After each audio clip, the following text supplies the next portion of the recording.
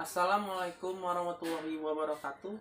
Perkenalkan, nama saya Raka Praewa. Saya dari Prodi S1 Farmasi kelas 1B. NIM 4820120070063. Baiklah, di sini saya akan menjawab soal kuis dari bahasa Inggris. Yang pertama, jelaskan perbedaan penggunaan definite article dan indefinite article. Definite article adalah artikel yang berfungsi menerangkan kata benda yang spesifik, sedangkan indefinite article adalah artikel yang berfungsi menerangkan kata benda yang tidak spesifik.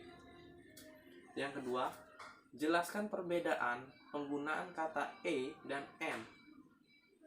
Artikel a digunakan sebelum kata benda yang berawalan dengan huruf konsonan, sedangkan n digunakan kata benda yang berawalan dengan huruf vokal seperti a, i, u, e, o. Yang ketiga, jelaskan keadaan kapan kita menggunakan kata d. D digunakan untuk menunjukkan kata benda atau noun yang spesifik dalam singular and plural. Yang keempat, berikan masing-masing 5 contoh artikel a, n, dan d.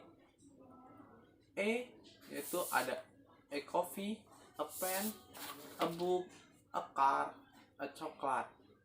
Sedangkan N ada an ice cream, an apple, an orange, an horse, an umbrella. D ada the ice, the a, the car, the book, dan the apple. Yang kelima, jelaskan yang dimaksud dengan adverb of frequency. Adverb of frequency adalah kata keterangan yang menyatakan seberapa sering suatu kegiatan atau peristiwa terjadi. Yang keenam, sebutkan 5 macam adverb of frequency. Yang pertama, often. 2, always. 3, frequently. 4, usually. Dan kelima, seldom. Yang ketujuh, di mana letak adverb of frequency pada kalimat positif? Penempatan adverb of frequency pada kalimat positif yaitu jika kalimat memiliki satu kata kerja di dalamnya, biasanya kita menempatkan kata kerja di tengah kalimat, yaitu setelah subjek atau sebelum kata kerja. Jika kalimat memiliki lebih dari satu kata kerja di dalamnya, kita meletakkan kata keterangan ini setelah bagian pertama kata kerja. Oke. Yang ke-8, berikan contoh kalimat yang menggunakan adverb of frequency, baik kalimat positif, negatif, dan interrogatif. Okay. Rani sometimes lends her novels. Yang negatifnya, she doesn't usually wait for an answer. Interrogatifnya yaitu, do you often go to cinema? Yang 9, jelaskan yang dimaksud dengan simple present tense.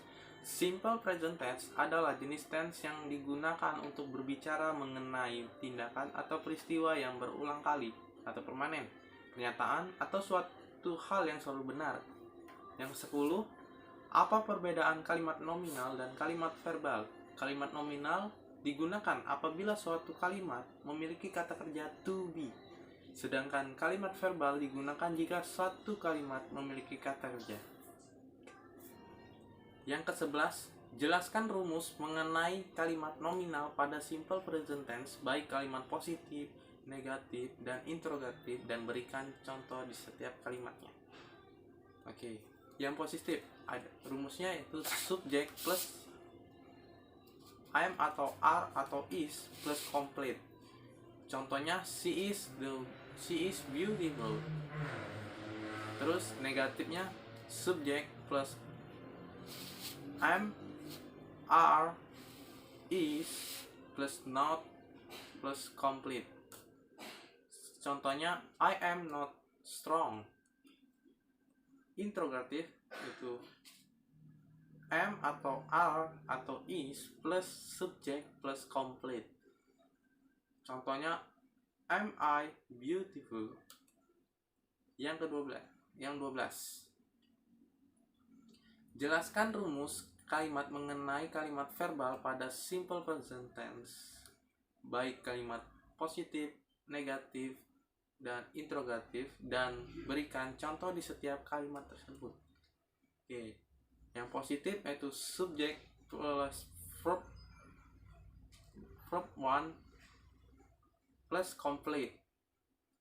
Dalam contohnya, I go to school. Negatifnya subject plus do atau does plus not plus verb 1 plus complete verb 1.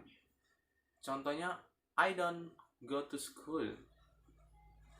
Interrogatif yaitu do atau does plus subject plus verb 1 plus complete. Contohnya, do you go to school?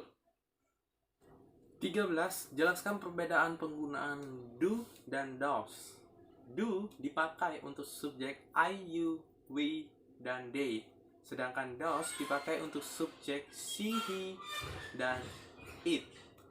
14. Jelaskan perbedaan penggunaan verb yang ditambah dengan s atau s dan yang tidak ditambah dengan s atau is. Verb yang ditambah dengan s atau s, penggunaan s kata benda yang diakhiri huruf y tetapi sebelum huruf y adalah huruf vokal. Penggunaan s kata benda yang berkaitan dengan huruf o, sh, ch, s atau double s, x. Verb yang tidak ditambahi dengan huruf s atau es menggunakan imbuhan ies, yaitu kata benda yang diakhiri huruf y tetapi sebelum huruf y adalah huruf konsonan. 15. Jelaskan perbedaan singular noun dan plural noun. Berikan contoh di setiap jawabannya. Singular digunakan untuk kata benda yang jumlahnya satu. Contohnya one chair.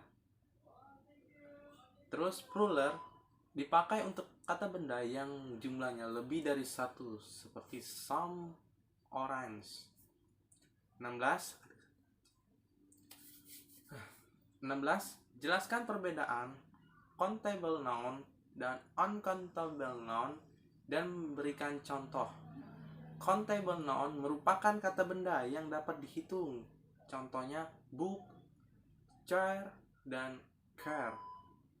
Uncountable noun yaitu kata benda yang tidak dapat dihitung.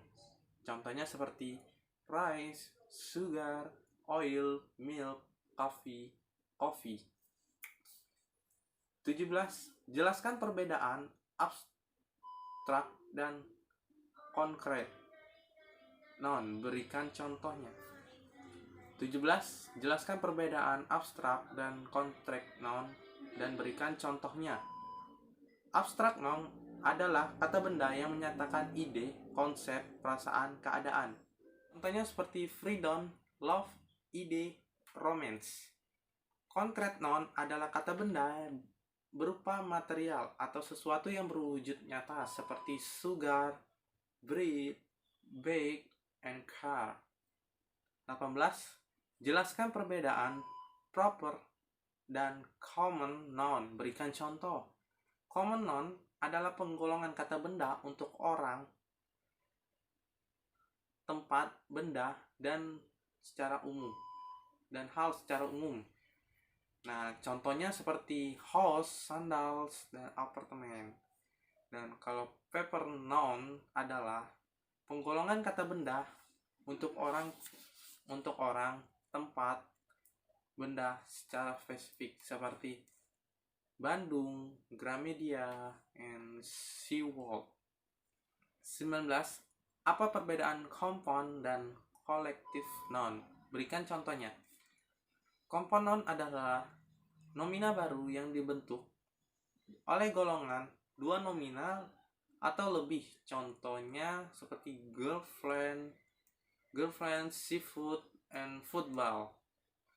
Terus kalau kolektif noun adalah sebuah nomina yang diberikan untuk sekelompok atau sejumlah orang, tempat, atau benda. Contohnya seperti staff, library. Apa itu WH question? WH question adalah bentuk pertanyaan yang membutuhkan sebuah jawaban berupa informasi atau tidak membutuhkan jawaban yes atau no. 21. Jelaskan 8 macam WH question dan berikan contoh masing-masingnya. Yang pertama, what atau apa. Menanyakan nama benda, nama orang, atau profesi. Rumusnya what plus verb plus subject plus object. Contohnya what is that. Yang kedua, who atau siapa. Menanyakan orang sebagai pelaku atau subjek. Contoh rumusnya itu who plus verb plus object atau who plus to be plus subject. Contohnya seperti who are you. Terus whose, milik siapa. Menanyakan pemilik atau suatu benda. Rumusnya whose plus noun plus aux plus subject plus object.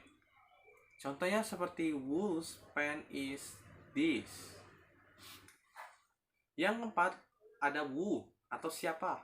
Menanyakan orang sebagai subjek. Rumusnya who plus aux verb plus subject plus object. Contohnya who do you meet. Yang kelima yang kelima why atau mengapa. Menanyakan alasan atau penyebab terjadinya sesuatu. Contohnya seperti why do you come late. Yang keenam ada where, di mana. Menanyakan tempat atau tujuan. Rumusnya where plus aux verb plus subject plus object. Contohnya where do you go every day. Yang ketujuh when atau kapan. Menanyakan waktu. Rumusnya when plus aux verb plus subject plus object. Contohnya when do you go to school. Yang ke-8 dan yang terakhir ini adalah which atau yang mana. Menanyakan pilihan. Rumusnya which plus aux verb plus subject plus object.